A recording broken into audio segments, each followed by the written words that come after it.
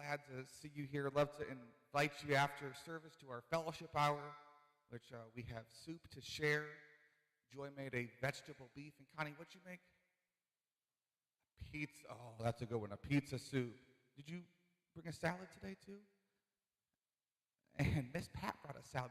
We're just blessed here. And so please join us for fellowship as we get to know each other and grow closer as a body of Christ. There will not be Rangers this week. We don't have many Ranger kids this week, but there won't be Rangers. Joy and I will be up in Eagle. Well, Joy and the kids and I. I'm going up for work, and they're coming with me. I'll be preaching in Eagle on Wednesday nights. You just pray for that service. They're hungry for God to move.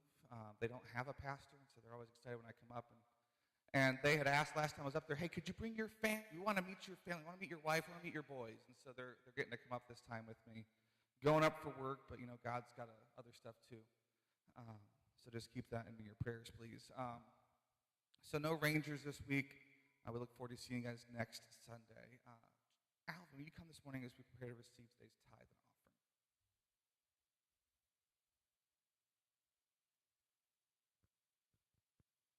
All right, and will you pray to bless the offering this morning? Dear Heavenly Father, Lord, it's a privilege to be in again today. Lord, just bless this offering and use it for your glory and meet the needs of the people out there as they give to you. In your name, amen.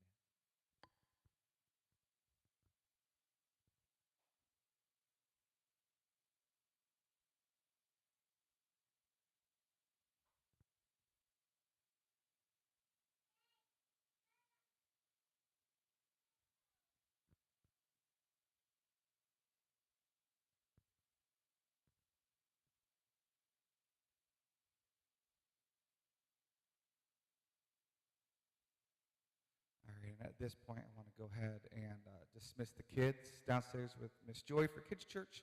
And adults, go ahead and get up, shake a few hands, and greet each other this morning. We'll start in 5 minutes.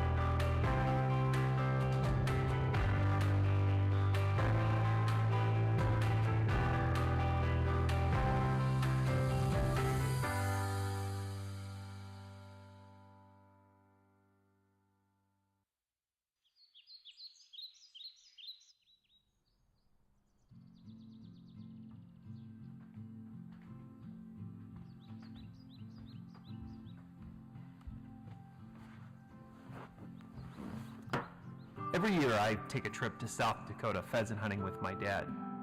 We've been doing it for years. The drive is long, so we usually leave early in the morning, but I never have trouble getting up. Usually I have a hard time staying asleep. I look forward to that trip all year, and I always find myself anxious and ready to go. You probably know that feeling, that mix of excitement and anxious nerves, a big trip, a big game, a big meeting. It's a strange mix of expectation and uncertainty, that destination still ahead of you, consuming your mind and your imagination.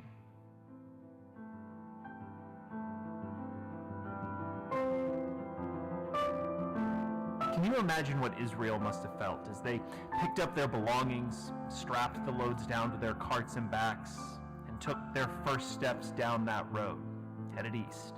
The sun still rising ahead of them, the anticipation of that new land and a new life just out there on the horizon. The Bible calls the story the Exodus. For generations, hundreds of years, Israel had been subjected to slavery in Egypt. But God brought Moses to prophetically declare their freedom. It had not come easily. God put on display the power of his authority. He brought Egypt and its Pharaoh to their knees, and finally they submitted to God's command, "Let my people go."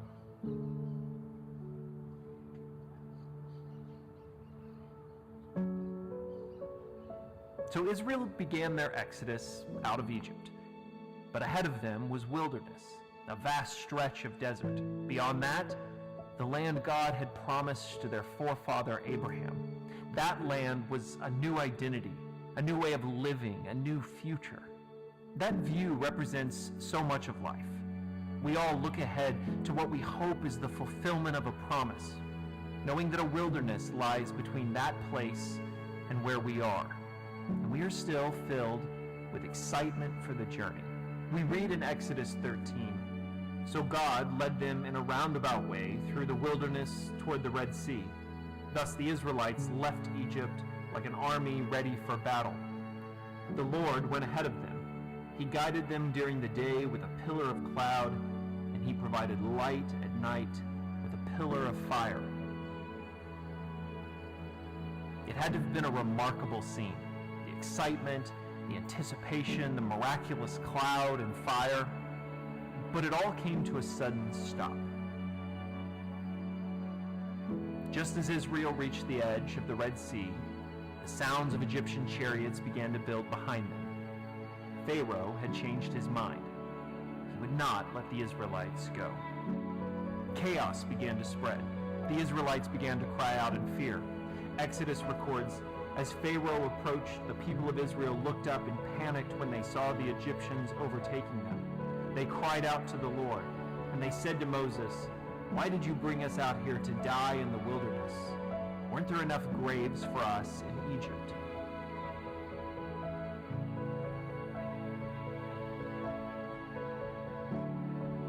Pressed between the advancing Egyptian army and the edge of the sea, they were trapped and terrified.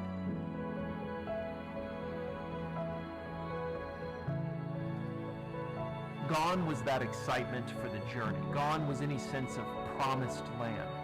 Gone were those songs of worship and their vision of God. Their eyes were filled with fear. This too is life. To find our dreams dashed against the rocks, taken by an unjust hand. How quickly we too panic and break. From one another, from the promise, and from God. But Moses' response is amazing. Moses told the people, "Don't be afraid. Just stand still and watch the Lord rescue you today." Maybe the scene is familiar to you.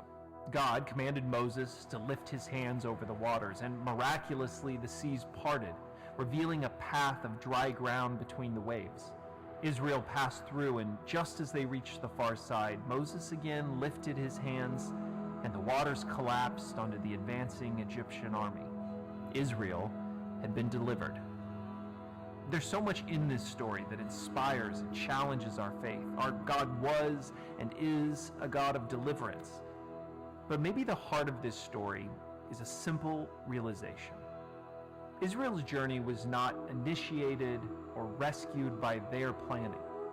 The journey was initiated by God's deliverance. Who they were was not defined by where they were going. Who they were was defined by the God who had delivered them. They were God's people by the power of His hand. That story of the Exodus becomes our story. It is the story of every person who, in that moment of fear, calls out to God and discovers that He is a God who delivers. It's the story of those who, by humility and astonishment, realize that their path is not their plan, but His deliverance. And like Israel, we are forever marked by that deliverance we have received. God delivers His people, guides His people, blesses His people, and all those who choose to follow become His. Listen.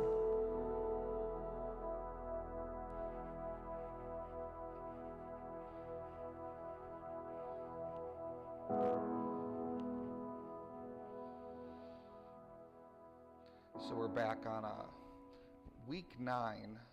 It's volume 3, week 1, in our journey of listen as we engage with the Bible. And we talked last week how the children of Israel have been enslaved for 400 years. They have been at a point where they were suffering day in, day out. And Egypt, they had originally come because it was a place of deliverance. They came, if we remember back a few weeks even before that, with Joseph and the promise that there was food here. And so they had come and they had moved, and it was a place of prosperity. It was where Joseph and the family, where God preserved the children of Israel. And they were given the land of Goshen. This was a great land this was the best for their herds. This was the best place for them to survive, and life was good. But then over time, things began to change. I'm going to look at Exodus. I'm going to start in chapter 1, but we're going to jump over to chapter 13 in just a moment. But Exodus 1, verse 8. Eventually a new king came to power in Egypt who knew nothing about Joseph or what he had done. He said to his people, "Look, the people of Israel now outnumber us and are stronger than we are." I mean, think about this. They've gone from, they came to Egypt, and Egypt was a thriving nation. And God blessed the children of Israel so much that all of a sudden they are now outnumbering. They're being prosperous, and they're multiplying. We must make a plan to keep them from growing even more. And if we don't, if war breaks out, they will join our enemies and fight against us. Then they will escape from this country. So the Egyptians made the Israelites their slaves. They appointed brutal slave drivers over them, hoping to wear them down with crushing labor. They forced them to build the cities of Pithom and Ramses as supply centers for the king. But the more the Egyptians oppressed them, the more the Israelites multiplied and spread, and the more alarmed the Egyptians became. So the Egyptians worked the people of Israel without mercy. They made their lives bitter, forcing them to mix mortar and make bricks and do all the works of the field. They were ruthless in all their demands. The Israelites literally go from being celebrities. I mean, think about it. Coming in, they were the brothers of Joseph and their families. And they were there, and Joseph was the guy that just saved Egypt from a time of famine that would have wiped them out completely in the desert. And they go from this place where God is prosperous with them, and this place where everybody knows who they are, and they're a place of authority, a place of prominence, to being slaves. And Pharaoh starts to really worry about their strength. Man, there's something different about them. They're really growing well. And so he starts to, they were living their best life, but they have stayed too long in comfort. their God-given provision eventually became a godless prison. Being content led to their captivity. We can't assume that today's provision that God's given us is tomorrow's divine plan. Today's miracle can easily become tomorrow's mirage if we try to hold on to that thing for too long. Jesus prayed for daily bread, but he knew that tomorrow's bread might look different or come from a different place. We know, if we jump ahead in the story a little bit, that the children of Israel were fed manna from heaven. And except for on Friday, the manna only lasted one day. They had to every day rely on God for their provision. The same thing is true for us. We just can't rely on, okay, look at what God has done for us in the past, how he set us up in this nation with forefathers that knew God and believed in one nation under God. We can't just rely on that, because if we become content in the past, we lose the future. Every day we have to pray for our daily bread. Every day we have to bring it back to God, saying, I'm going to rely on you today for what I need. Have you ever felt trapped, like there was no way out of your current situation? And that many people don't like the idea of being trapped like an animal, but sometimes animals are trapped purposely in order to get them home to a safe place. We hear about these dogs in the area that have, I don't know how many times, but they go to cross the border and their dogs can't come with them and they get set free. And we have people in the area that will set up live traps to get that dog to either with their loved one if possible, send them some way, or they'll bring them to Anchorage and go to the shelter and find a new home. And the trap isn't something that the dog wants. He wants to be free. He wants to run around and play and have all this fun, but we know that there's danger on the road. The fact that these dogs are domesticated, so they don't really know the nature of the wilderness and how dangerous things are out there. And we know that by trapping the dog, it brings about the best possible outcome for them. But the dog's not happy when it's trapped. The dog's not happy when it's then transported and placed into the shelter. The dog doesn't get it. And sometimes we're the same way. We're not happy when we feel trapped, when we feel like we don't know what's going on, when we feel like the situation is beyond our control. But what we have to remember is that we serve a loving God who knows what is best for us and where to lead us. And we have to have faith in him to follow the best course of action that God has for us. So now if we look back to the Egyptians, the Egyptian economy was dependent upon the children of Israel. They had slaves. They had a whole nation of slaves. They were a very powerful nation of slaves, and they had gotten used to relying on them for free labor. And they couldn't afford to let Israel go. They couldn't afford to set them free. Things could go from bad fast. Labor got much harder. Pharaoh called for the murder of all the newborn Jewish boys at birth. And when the midwives refused to follow that and they deceived Pharaoh, he demanded that all the Jewish baby boys be thrown into the Nile River and drowned. And things were looking really dire for the children of Israel. And yet, during this time of oppression, God pulls up Moses, which literally means drew him out of the river. And he pulls him up and sets Moses apart to learn in Pharaoh's household, to be educated. And we see, and then he sends Moses. We talked last week. Moses' mistake turns into a training ground where he spends 40 years shepherding sheep, where he learns the patience of stubborn sheep. When he learns that sheep don't always do what you want them to do. When he learns that sheep have teeth and they bite back sometimes. And I really feel that was God's training ground for Moses. Because when he learned how to deal with the sheep, he would someday learn how to deal with the children of Israel, who are just as stubborn, who were just as backbiting, who were just sometimes as stupid as what the sheep were. But we all are like that, right?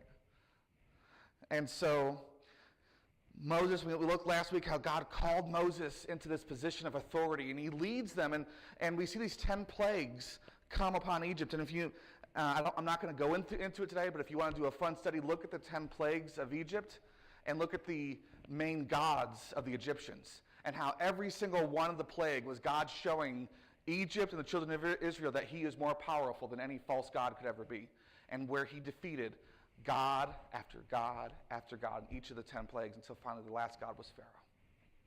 And he defeats Pharaoh. And Pharaoh commands the children of Israel, get out of here and go worship. Get out of here.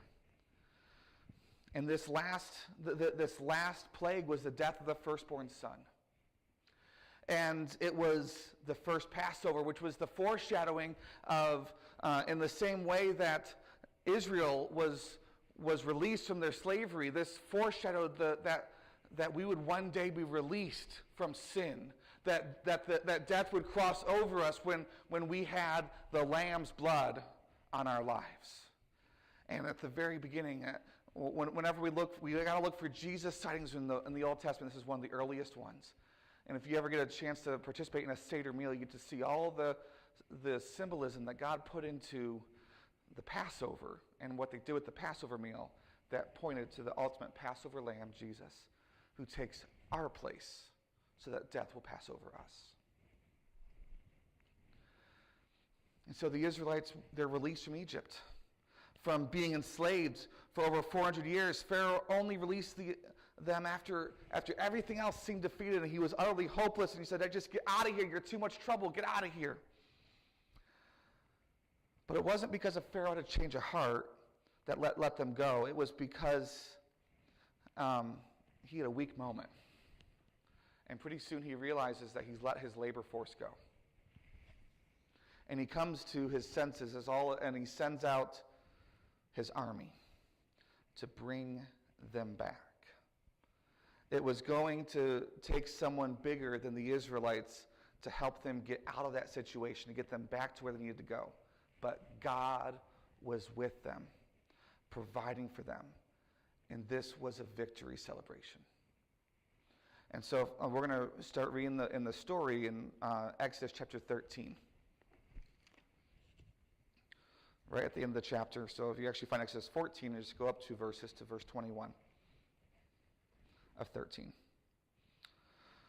The Lord went ahead of them. He guided them during the day with a pillar of cloud and provided a light at the night with a pillar of fire.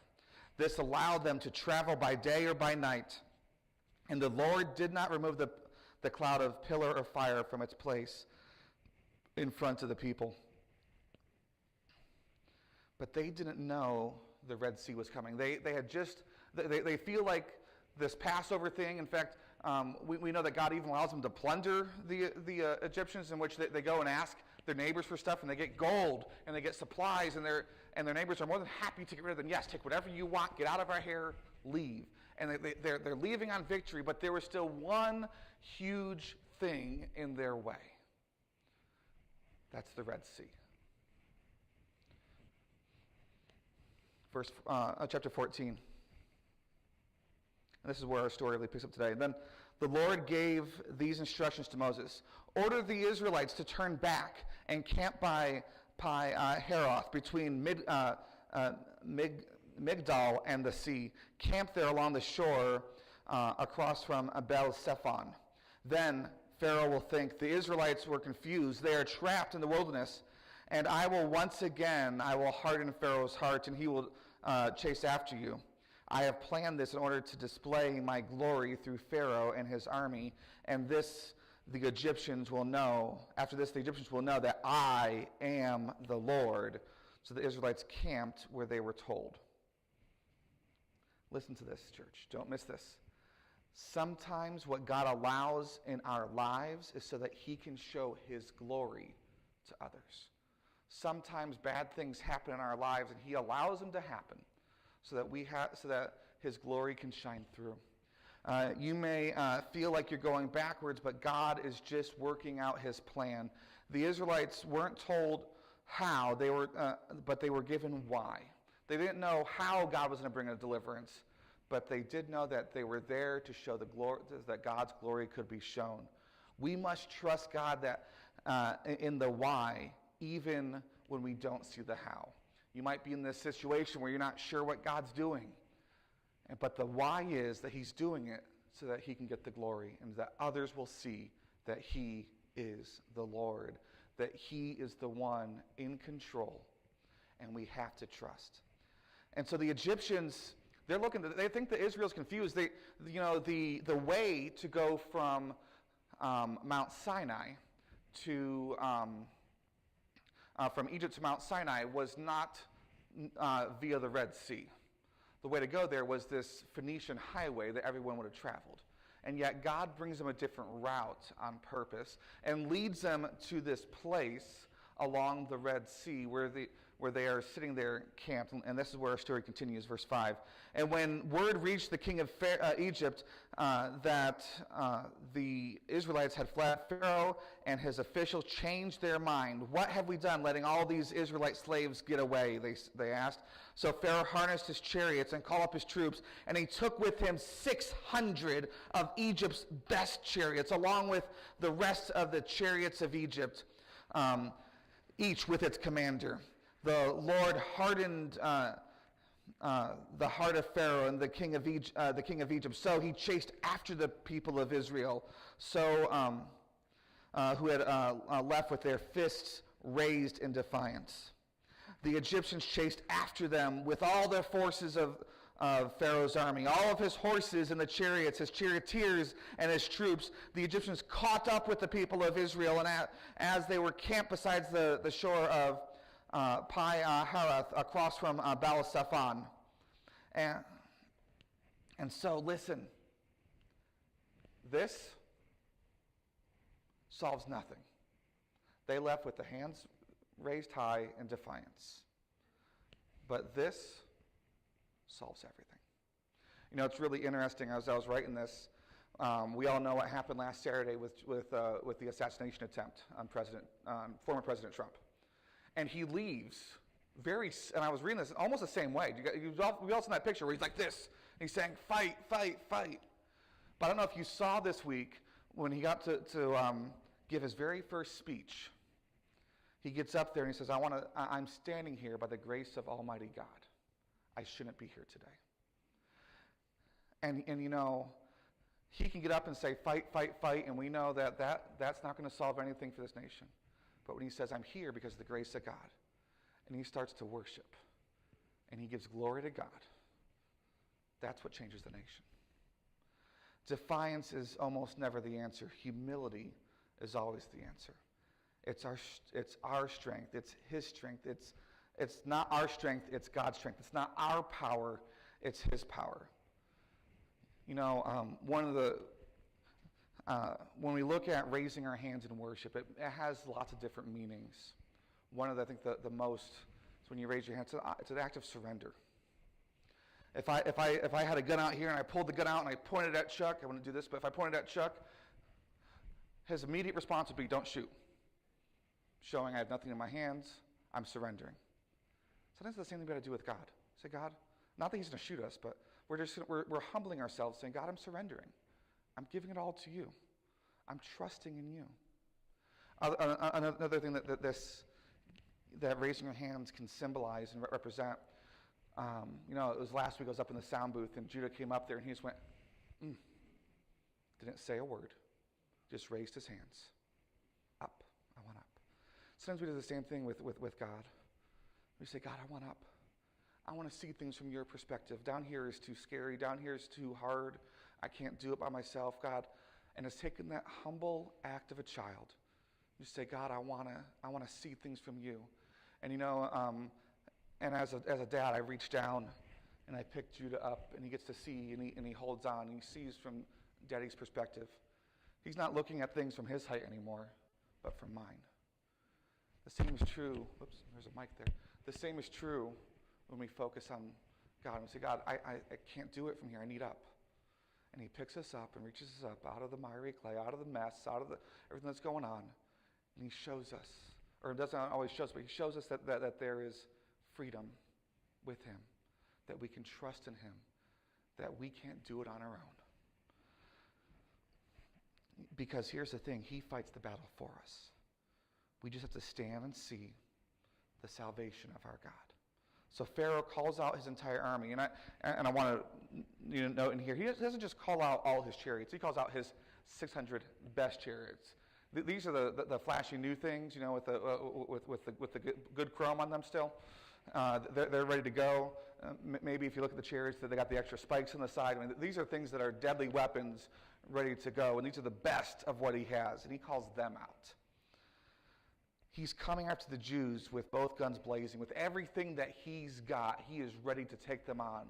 And here is a people. This is an army sitting here. This is the children of Israel. These are civilians. And they're scared. Verse 10. As Pharaoh approached, the people looked up and panicked when they saw the Egyptians overtaking them. They cried out and they said to Moses, "Why did you bring us here to die in the wilderness? Weren't there enough graves for us in Egypt? What have you done to us? Why did you make us leave Egypt? Didn't we tell you that this would happen while we were still in Egypt? We said, leave us alone. Let us be the slaves of the Egyptians. It's better to be a slave in Egypt than a corpse in the wilderness." And at the one hand, I'm going, are you kidding me? Come on, you just watched God defeat every single one of the Egyptian gods. And for them, it would have been very clear as with the frogs and the gnats and every single time. And God defeated them. And now it's just down to the men. And they're terrified. Because on the other side, I can also see the terror. Because yes, they've watched it. And yes, they're seeing the pillar of fire there. And yes, they've watched God do miraculous things. But all of a sudden, their faith has grown short because they're watching the enemy come at them. This isn't some figurative enemy. This is an enemy full of 600 charioteers, all the best of Pharaoh's army. This is the top-notch army of the land. And they're coming after the civilians, unarmed for the most part. And this is not a fight that they could win on their own. That's the thing. When we face these hard things, we got to recognize that it's not our fight. It's God's. Israel had just experienced many miracles. They experienced divine deliverance. Their faith should have been all-time high, but instead of allowing their faith to mature because of what God had done, they descended at the worst-case scenario. What are you doing to us? We should have just been slaves and stayed in the same thought, because at least in that misery we knew we were content there to live as slaves. Sometimes when we're living in contentment, when things are easy, we have blinders on to see what God has for us, that he has the best life for us, if we would only believe and trust in him. Verse 13. But Moses told the people, "Don't be afraid, just stand still and watch the Lord rescue you today. The Egyptians you see today will never be the same, seen again. The Lord himself will fight for you. Just stay calm." Why did Moses have that faith? This isn't the Moses we read about last week, is it? Where he's going, God, just send somebody else. I can't speak. I stutter. I can't do this. No, this is the Moses that has watched God time and time again do miracle after miracle, and he knows that God will do it again. Sometimes we have to say, God, I want you to do it again. I'm trusting in your promises. I've read your word. I know what you can do. God, do a miracle in my life again. We don't need to fight. We just need to have faith. You guys hearing that this morning, church? We don't need to fight. It's point number 1 today. We just need to have faith. Stand still. Stay calm. God himself is going to fight for you. You know, there's, I think, in the Psalms, there's a song that says, "Be still and know that I am God." And that verse there, it can sound really, really calm, like to a child. Be still. You're okay. You don't need to worry about it. But that's not quite what he's saying. It seems to be a thing where these Israelites they're kind of fighting against God. What are you doing? And you can just imagine mass hysteria when you get thousands of people worried for their lives. This is not a good situation. And this phrase here, "be still," is more like the trooper on your back when you're trying to fight them. And you're fighting against them, and they're saying, "Be still before I club you in the head with..." Be still. Stop fighting. Sometimes we got to stop fighting and just know that he's God. Know that he has it under control. Stop trying to do things in our own power, making our own mess, and say, "God, I'm going to trust in you." Whatever you're going through, God already knows it, and he's already at work to complete it.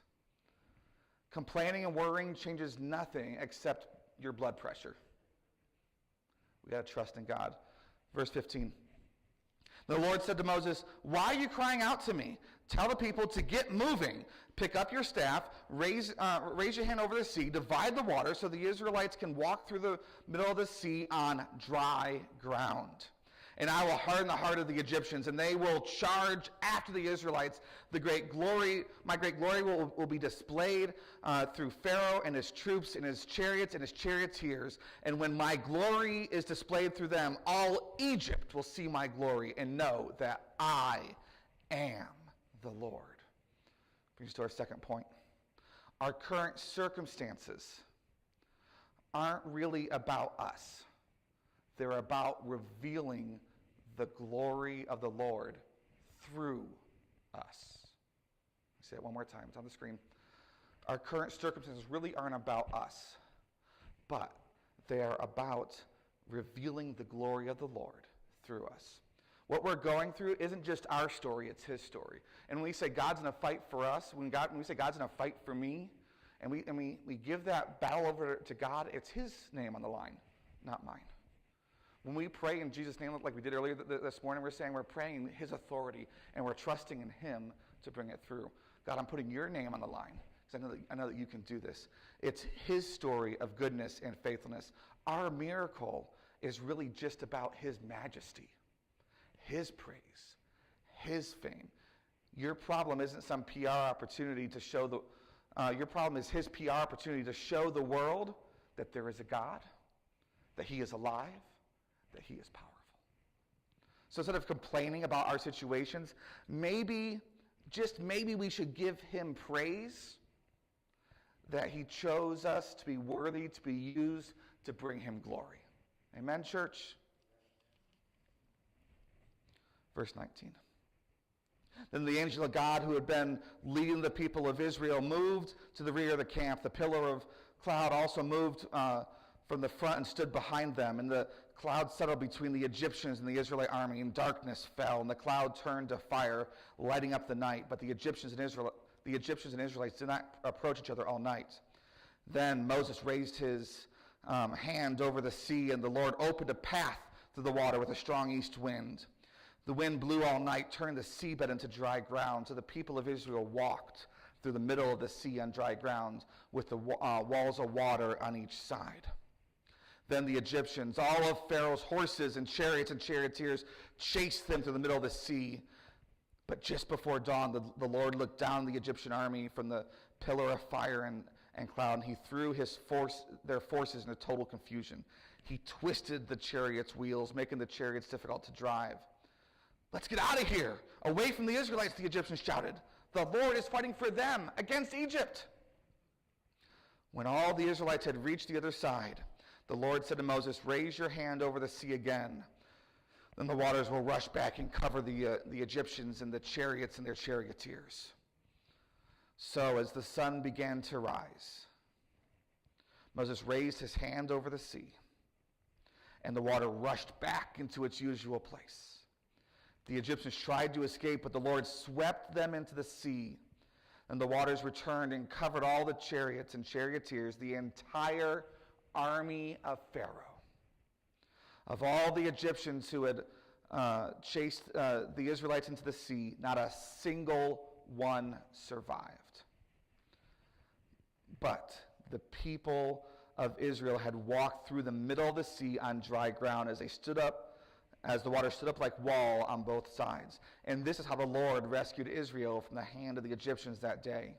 And the Israelites saw the bodies of the Egyptians washed up on the seashores. When the people of Israel saw the mighty power the Lord had released against the Egyptians, they were filled with awe before him. They put their faith in the Lord and his servant Moses. Here it is, church. Number 3, victory comes in the morning. The night might seem like it's long-lasting, but I promise you morning is coming.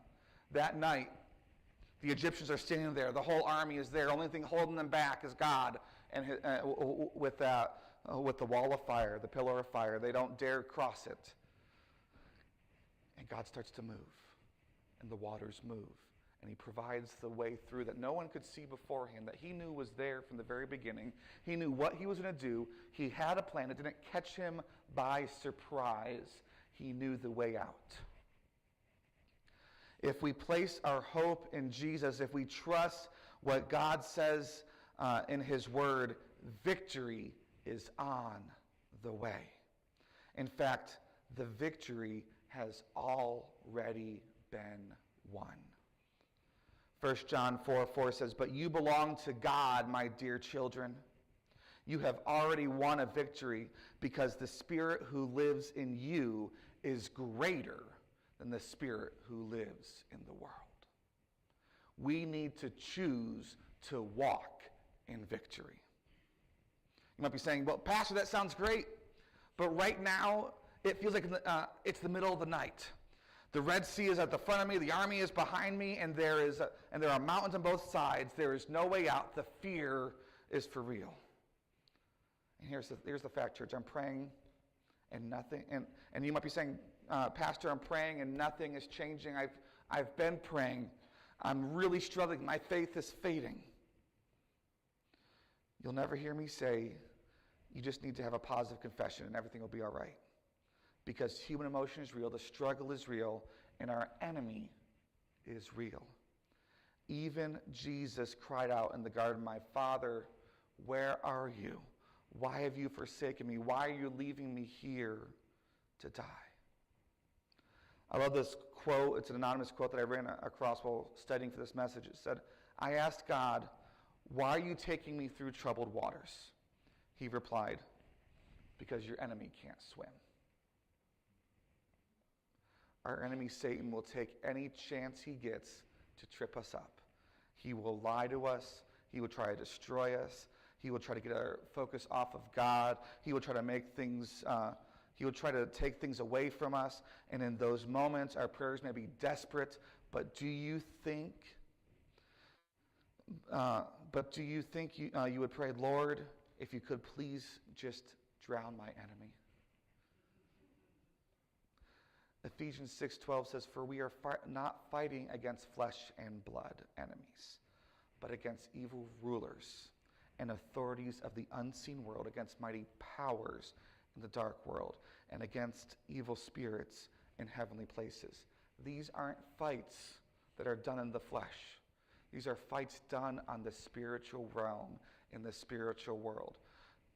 And the way that you impact that is through prayer. Daniel was praying, and he was fasting for 21 days. And at the end of his fast, he sees this vision of the armies, and there is this mighty angel of God, and he is fighting against the prince of Persia, the evilness of that land, and they are fighting, and it seems at times that the battle is desperate, like they can't win, but Daniel's praying. He doesn't know what's going on, but he's praying. He's being faithful. He keeps praying, and there's things happening in the physical realm that aren't good for Daniel, but he keeps praying. He keeps trusting, and it says that that because of his prayers, the archangel Michael comes and he joins the fight, and they fight against the prince of Persia, and they defeat the prince of Persia once and for all. See, church, we might not see what's going on in the spiritual realm. It might seem like we're going backwards. It might seem like we're trapped, like there's no way out, but we have to trust that what is happening in the spiritual realm, that God has it under control, and he has the victory. We have to keep on praying. We have to keep on trusting. We have to keep faith, because he is there fighting the battle. It is not our fight, it's his. Our job is to have faith. When we cry out to God in times of desperation, we are not asking him to destroy those who are causing us pain. We ask him to fight for the darkness for us. You know, at the beginning of my time here, there was a lot of opposition, and I'm not going to say names of those that were here, and you know those names.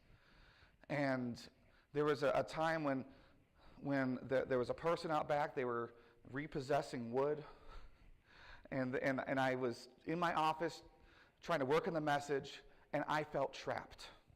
I felt oppressed. I felt like there was no way out. And I finally said, why am I doing this? God doesn't call me to be trapped. He doesn't call me to feel like that. So I'm going for a drive. And I went for a prayer drive. And I went up over to Red Fox and 5th and drove over to Red Fox and Sundog and just circled Toke. Prayed for 3 hours. And I just kept on praying that God would that we're claiming Toke for Jesus. That this is his place and his time. And I kept on praying. And I got back here, and that person's still out back, still loading up the truck, still repossessing wood. And I said, God, and I come against the enemy. And I said, and this person is not my enemy. The enemy is. The devil is. I'm not fighting against flesh and blood. I'm fighting against powers of the enemy. And against them, I declare victory. So whatever battle you're in today, you're not fighting against that person across the aisle from you. You're fighting against the enemy who has come to steal, to kill, and destroy. And it's against the enemy you declare victory and let God do the rest.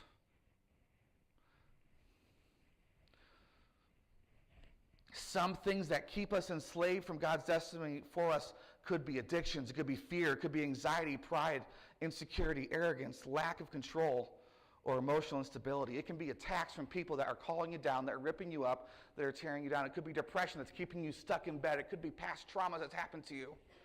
But let me tell you something, church. God has a plan, and he has the victory. When you ask God to split the waters of your life, you may cross over those areas in dry land and leave those things behind you. Otherwise, you might find yourself wandering the wilderness for longer than you would like. Today we're gonna end with a song called "You've Already Won" by Shane and Shane. It's a great song if you want to look it up later on. And while we sing this song, I just want to ask you this morning: what are you fighting? You're not fighting against someone. You're fighting against.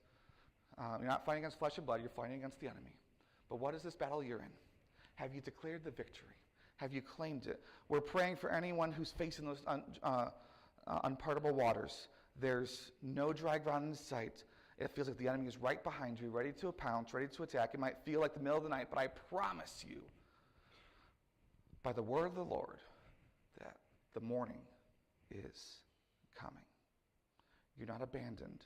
You're not alone. Psalm 30, verse 5b says, "Weeping may last the night, but joy comes in the morning." So let me get Alvin to come up here and join me too. I know that there is a battle happening this week. And Chuck, would you come join me as well? And I'm going to call them out because I want to pray for them. Sorry, guys. But for those that don't know, there's a battle for custody, but it's not just custody. There's a battle. There's been some awful stuff happening, and there's a battle against this family. But we know that it's not from your ex.